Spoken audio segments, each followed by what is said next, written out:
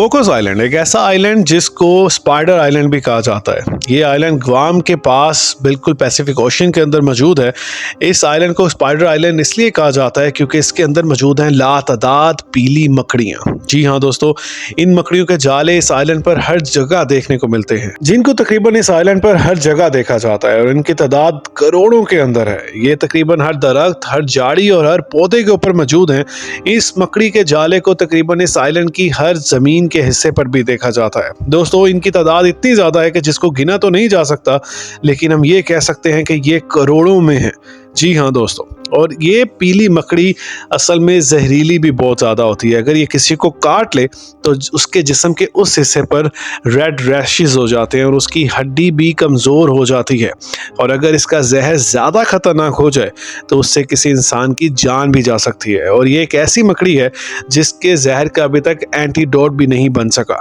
तो दोस्तों, इस आइलैंड पर टोटल 593 लोग रहते हैं और वो इस मकड़ी से तो वाकिफ़ हैं, लेकिन जो लोग बाहर से इस आइलैंड पर घूमने फिरने आते हैं उनको बहुत सी मुश्किलात का सामना करना पड़ता है, क्योंकि ये आइलैंड उनके लिए बहुत ख़तरनाक साबित होता है। और इससे भी ख़तरनाक है रेमरी आइलैंड, क्योंकि इसको वर्ल्ड वॉर 2 का एक हादसा भी कहा जा सकता है। दोस्तों, वर्ल्ड वॉर 2 के दौरान जब जापानीज़ और ब्रिटिश आर्मी के दरमियान लड़ाई चल रही थी तो जापानीज़ सोल्जर्स ने इस आइलैंड पर रहने का फैसला किया। जापानीज़ सोल्जर्स इस आइलैंड पर छुप के रहने लगे, जबकि ब्रिटिश इस बारे में बिल्कुल भी नहीं जानते थे। ये आइलैंड उनके लिए काफ़ी मुफीद था, क्योंकि वो सोचते थे जब ब्रिटिश आर्मी यहाँ से गुजर जाएगी तो हम पीछे से उन पर हमला करेंगे। अब होता यह है कि ब्रिटिश आर्मी के यहाँ से गुजरने के बाद जापानीज़ आर्मी जिसको बहुत अच्छा प्लान समझ रही थी, वो बहुत बुरा प्लान निकला, क्योंकि वो नहीं जानते थे इस आइलैंड पर मौजूद हैं बहुत ही खतरनाक क्रोकोडाइल्स।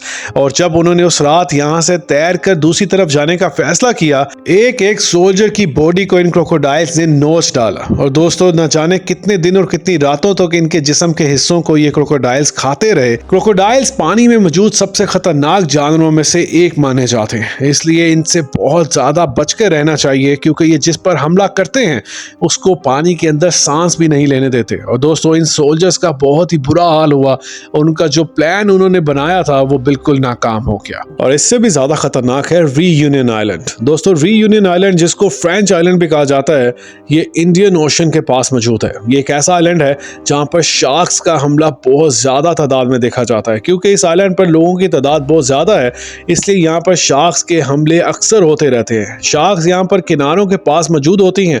जो भी इंसान यहाँ पर तैरने आता है उसको शार्क हमला करके खा जाती है। ये हमले इतने ज्यादा हो चुके हैं कि 2011 के बाद सिर्फ बढ़ते ही जा रहे हैं। 2016 में 16% शार्क के हमलों में ये आइलैंड सबसे ऊपर था। और हमला करने वाली शार्क्स में बुल शार्क और टाइगर शार्क्स यहाँ पर सबसे ज्यादा देखी जाती हैं, जो कि बहुत खतरनाक हैं, जो कि एक इंसान को पूरा का पूरा नोच के खा जाती हैं। दोस्तों, यहाँ पर शिकारी इन शार्क्स का शिकार भी करते हैं ताकि वो खुद शिकार होने से पहले इनको मार गिराएं, लेकिन फिर भी ये शार्क्स बहुत से लोगों पर हमला करने में कामयाब हो जाती हैं। लेकिन कुछ लोग इन साइन बोर्ड्स को इग्नोर भी कर देते हैं, जैसे कि 9 मई 2019 में किम मबोली नाम का एक आदमी जिसने शार्क का साइन बोर्ड इग्नोर कर दिया और जाकर तैरना शुरू कर दिया, लेकिन कुछ ही देर बाद इसको शार्क्स ने खाकर ख़त्म कर दिया। तो दोस्तों, ये कुछ बहुत ही खतरनाक आइलैंड्स थे। इस तरह के कुछ मोर इंटरेस्टिंग और इन्फॉर्मेटिव वीडियोज़ के साथ आपको अपनी नेक्स्ट वीडियो में मिलेंगे। तब तक के लिए स्टे ट्यून्ड।